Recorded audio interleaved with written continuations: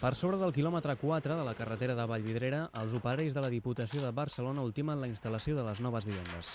La renovació de les tanques s'emmarca en el projecte de reasfaltament de la calçada que es va fer al maig, però hi ha veïns en desacord, en especial els més moters, que demanen un reforç de la seguretat als revolts més pronunciats. O sigui, aquestes vivendes està molt bé tot el que estan fent, o sigui, són noves, no estan rovellades com les que hi havia.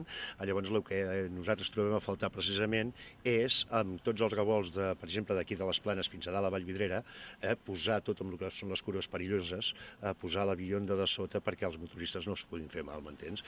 La Diputació manté que està actuant en les corbes més perilloses, com aquest, el conegut com a revolt de les Monges, on s'ha afegit una protecció inferior, mesura que pels veïns s'hauria d'estendre a la resta del traçat.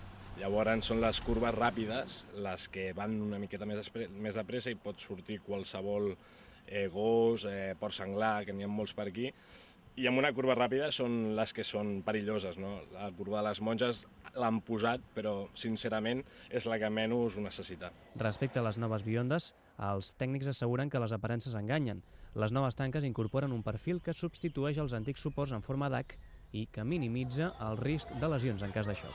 En el que són les curves, estem en procés d'instal·lació d'uns faldons adequats també per motoristes, no? Les curves pitjors, cosa que ja hem fet en el revolt de les Monges, per exemple, no? I ara el que farem és continuar amb el resto de la carretera, no? Per tant, aquesta obra no està acabada, però una vegada estigui acabada, tindrà totes les condicions necessàries perquè els motoristes puguin circular amb seguretat.